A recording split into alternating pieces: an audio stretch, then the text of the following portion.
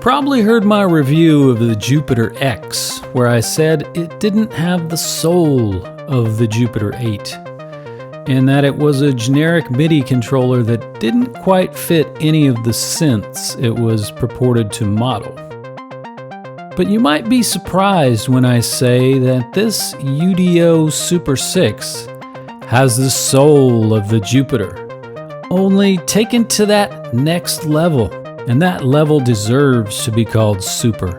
It has the Jupiter 8 controls laid out like the Jupiter and has the beautiful LED switches that we saw on the Jupiter 8, the TR-808, and also on the Korg Poly 6. And it is a sublime experience to feel their crisp action. The key bed is exceptionally high quality with just enough give to let you gauge the aftertouch. In short, this Super 6 is the spiritual successor to the Jupiter 8.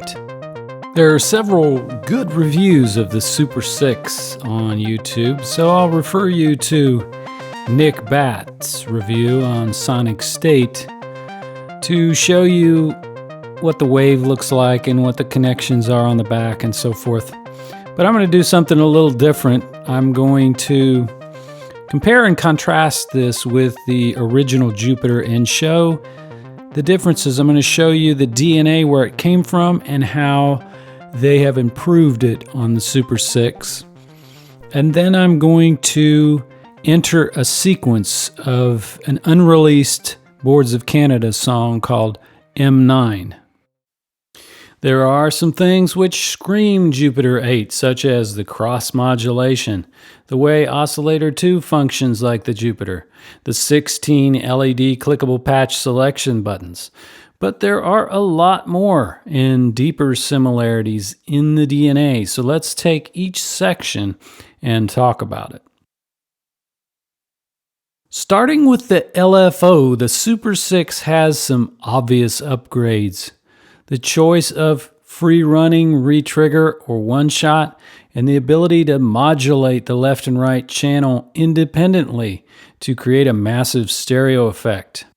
And the choice of using the LFO as an oscillator, or feed it into Oscillator 1 or Oscillator 2 for FM. Looking at the modulation section, we have the same thing on the Jupiter and the Super 6. On the left, using LFO or envelope to modulate the pitch. But the Super 6, you can see, is taking it to another level because you have the pulse width on its own slider and the modulation on a separate slider. This enables the three-way switch to give you both envelope and LFO as a mod if you want. And we see something really amazing here, and that is the ability to make kind of a super saw, but also super other wave shapes. In other words, it will make sister copies of your wave, which you can use the sliders then to detune and also spread apart in the stereo field. An obvious bit of DNA from the Jupiter 8 is the fabulous cross modulation slider, which allows you to make the exquisite steel drum sound you heard me make earlier, as well as gongs and bells. The Super 6 adds the ability to modulate this in the matrix. Turning now to the oscillators, they have all the classic Jupiter wave shapes, but on Oscillator 1 you see a symbol that looks like cells in a table, and this is the selectable wave section. And UDO has told me in an email that these will eventually be scannable wave shapes. I assume like on the PPG wave. Oscillator 2 has the ability to be fine-tuned, to be used as an LFO, and to be synced to Oscillator 1. These three great features are inherited from the Great One. The Super 6 taking it to a higher plane with cross-fading of the two oscillators over the keys. And here's the famous source mixer of the Jupiter. On the Super 6, it has added duties of controlling the split point on the keyboard if you are choosing to split up the two oscillators along the keyboard. The filter options are implemented in a space-saving manner, moving the high-pass filter to a switch, but improving it greatly overall with a drive switch, allowing you to adjust the resonance without losing all your low end. And on a setting of 2, this will give you a bit of pleasant distortion. And there's a slider to use oscillator 2 to FM the filter for some experimental tones. This VCA is very well thought out. With a flick of a switch, you can change velocity to volume settings for the dynamics. And typically, envelope 2 would be modulating the VCA, but you can free it up for other duties by using one of these fixed envelope shapes, either like an SH101 type of gate shape or a preset envelope shape. The bender section of the Jupiter 8 was always very impressive, and the Super 6 carries on in that mode with lots of live performance features. The Jupiter had a white button and a bender for 3 different modes, and the Super 6 has implemented a 3-way SH101 style bender to handle all of these functions. The big improvement here is the independent LFO2, which can also be used as a source in the modulation matrix. The voice assign on the Jupiter 8 had separate buttons, and the Super 6 accomplishes this efficiently all on one button with multiple presses, and improves upon this by splitting out solo from legato, so you can have overlapping notes re-trigger the envelope, which is very useful. As far as the arpeggiator types, they're all on one button, and you see an extra function there, the addition of a sequencer with slide, accent, rest, and length. And you see there the binaural button. It's one of the things that really sets this synthesizer apart from what's on the market right now, is that it has independent left and right channels, and you can do different things with each channel and create very wide spatial stereo effects. When this is turned off, you can hear the oscillators panning from left to right as you play. And if you don't like this feature, you can use it in Jupiter mode, where you just take the output out of the left channel and you will no longer hear those voices panning. Here we see the iconic colored buttons on the Jupiter 8 for the patch memory, and the tape memory function is no longer necessary.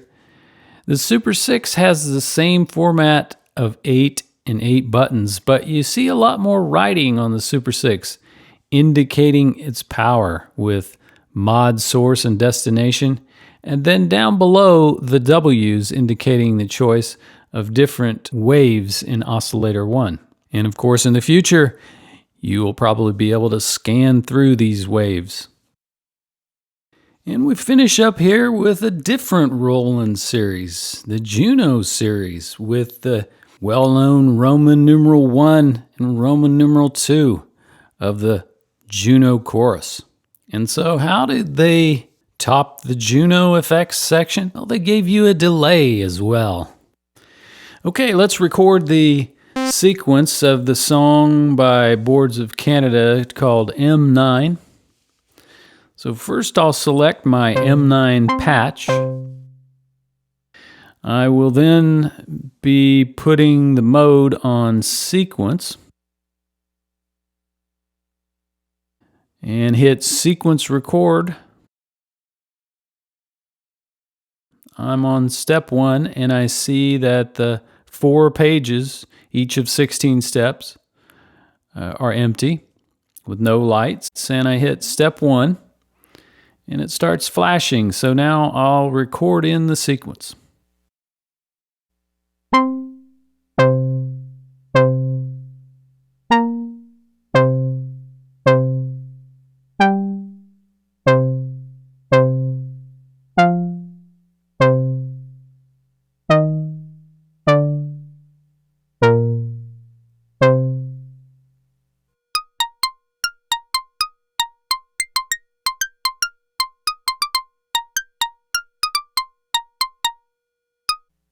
This sequence will have 3 pages of 16 steps, and I'm just about to enter that final note.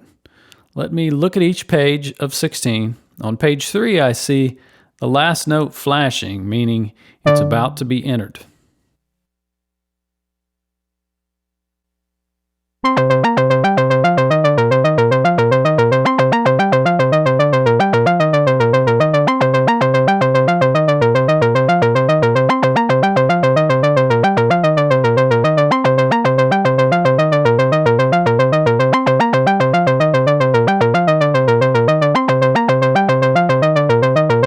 So I hope you enjoyed my video, a little comparison and contrasting of the original Jupiter with the Super 6, then having a little fun entering a sequence.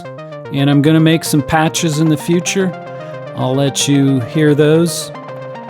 And here's where I would typically do a little cons section about the things that I didn't like or ways it could be improved, and I really don't have anything to say. It catches me at a loss here because this synthesizer is just about perfect.